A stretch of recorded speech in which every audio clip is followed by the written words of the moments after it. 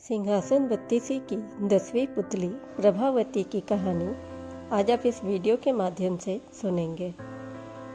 10वें दिन फिर राजा भोज उस दिव्य सिंहासन पर बैठने के लिए उद्यत हुए, लेकिन पिछले दिनों की तरह इस बार भी 10वीं पुतली प्रभावती जागृत हो गई और बोली, रुको राजन, क्या तुम स्वयं को विक्रमादित्य के समान समझने लगे हो?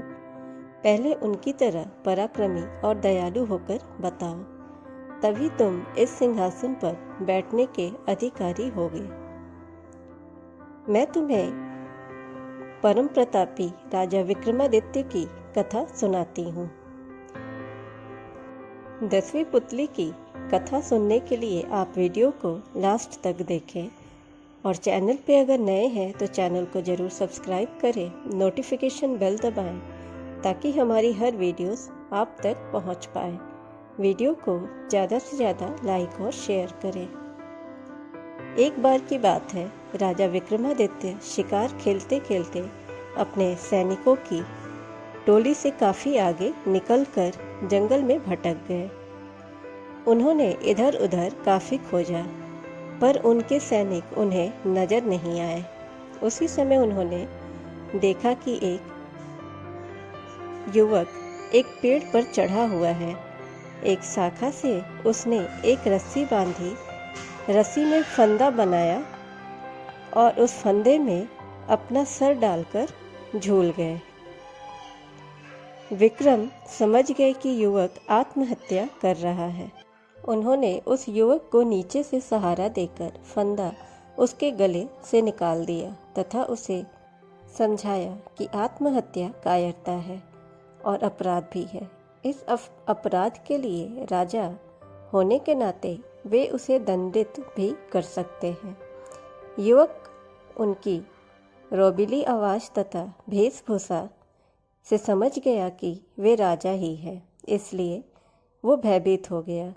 राजा ने उसे सहलाते हुए कहा कि वह एक स्वस्थ और बलशाली युवक है, फिर जीवन से निराश क्यों हो गया?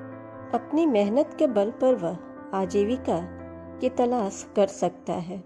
उस युवक ने उन्हें बताया कि उसकी निराशा का कारण जीविकोपार्जन नहीं है, बल्कि विपन्नता से निराश होकर आत्महत्या का प्रयास नहीं कर रहा था। तब राजा ने जानना चाहा कि कौन सी ऐसी विवशता थी कि उसे आत्महत्या के लिए मजबूर होना पड़ा। तब उस युवक ने बताया कि कलिंगा का रहने वाला है वो, तथा उसका नाम वसु है। एक दिन वह जंगल से गुजर रहा था कि उसकी नज़र एक सुंदर लड़की पर पड़ी। वह उसके रूप पर इतना मोहित हो गया कि उसने उससे उसी समय प्रणय निवेदन कर डाला। उसके प्रस्ताव पर लड़की हंस पड़ी और उसने उसे बताया कि वह किसी से प्रेम नहीं कर सकती, क्योंकि उसके भाग्य में प्रेम करना नहीं लिखा है। दरअसल वह एक राजकुमारी है जिसका जन्म ऐसे नक्षत्र में हुआ है कि उसका पिता ही उसे कभी नहीं देख सकता। अगर उसके पिता ने उसे देखा तो उसी क्षण उसकी मृत्यु हो जाएगी। इसलिए उसके जन्म लेते ही उसके पिता ने नगर से दूर एक सन्यासी की कुटिया में उसे भेज दिया और उसका पालन पोषण भी उसी कुटिया में हुआ। उसका विवाह भी उसी युवक से संभव है जो असंभव को संभव करके दिखा दे। उस युवक को जिसे मुझसे शादी करनी है, खौलते तेल के कड़ाह में कूदकर जिंदा निकलकर आना पड़ेगा। उसकी बात सुनकर वसु उस कुटिया में गया जहाँ उसका निवास था। वहाँ जाने पर उसने कई अस्थि पंजर देखे जो उस राजकुमारी से विवाह के प्रयास में खौलते कड़ाह के तेल में कूदकर अपनी जानों को गंवा चुके थे। वसु की हिम्मत जवाब दे गई। वह निराश होकर वहाँ से लौट गया। उसने उसे भुलाने की लाख कोशिश भी की, पर उसका मोह उसके दिल से नहीं गया। उठते बैठते हर समय उसकी आंखों के सामने वही आती थी। उसकी नींद उड़ गई, उसे खाने पीने में भी मन नहीं लगता था। अब अपने प्राणों को लेकर वो करे तो क्या करे, उसके पास कोई चारा नहीं था।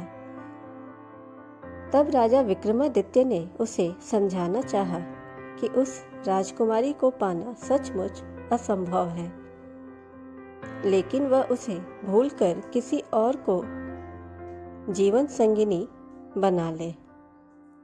युवक फिर भी नहीं माना। उसने कहा कि विक्रम ने उसे व्यर्थ ही बचाया।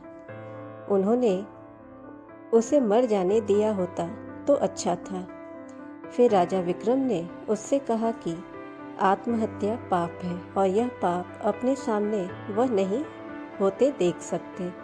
उन्होंने उसे वचन दिया कि वे राजकुमारी से उसका विवाह कराने का हर संभव प्रयास करेंगे। फिर उन्होंने माँ काली द्वारा प्रदत्त दोनों बैतालों का स्मरण किया। दोनों बैताल पलक झपकते ही उपस्थित हुए तथा कुछ ही देर में उन दोनों को लेकर उस कुटिया में आए जहाँ राजकुमारी रहती थी। वह बस कहने की कुटिया थी। राजकुमारी की सारी सुविधाओं का ख्याल रखा गया था। वहाँ उनके नौकर चाकर भी थे। राजकुमारी का मन लगाने के लिए सखी सहेलियां भी थीं। तपस्वी से मिलकर विक्रमादित्य ने वसु के लिए राजकुमारी का हाथ मांगा। तपस्वी ने राजा विक्रमादित्य का परिचय पाकर कहा कि अपने प्राण को वो राजा को सरलता से अर्पित कर सकता है, पर राजकुमारी का हाथ उसी युवक को देगा जो खौलते तेल में कूदकर फिर वापस निकल जाए। बस यह शर्त पूरी होनी चाहिए। राजा विक्रम ने उन्हें बताया कि वे खुद ही इस युवक के स्थान पर कड़ाही में कूदने को तैयार है। तो तपस्वी का मुंह विस्मय से खुला रह गया। तभी राजकुमारी अपनी सहेलियों के साथ वहां आई। वह सचमुच अप्सराओं से भी ज्यादा सुंदर थी। विक्रमादित्य ने तपस्वी से कहा, कड़ाह भर तेल की व्यवस्था करवाई जाए।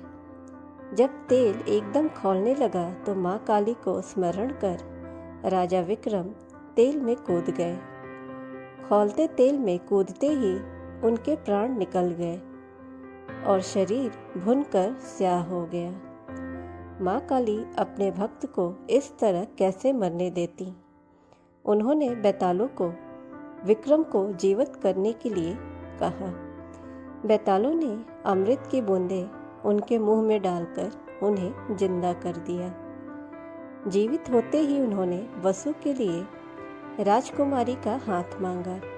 राजकुमारी के पिता को खबर भेज दी गई और दोनों का विवाह धूमधाम से संपन्न किया गया।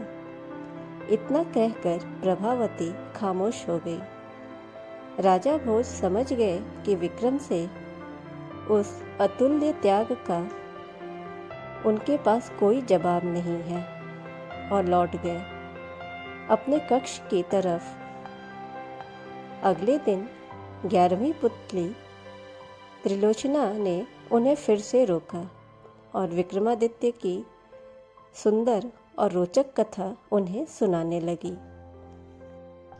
अगले भाग की रोचक कथा को सुनने के लिए आप चैनल को जरूर सब्सक्राइब करें, नोटिफिकेशन बेल दबाएं ताकि हमारी हर वीडियोस आप तक पहुंचती रहें और वीडियो को ज़्यादा से ज़्यादा लाइक एंड शेयर करें। Thanks for watching.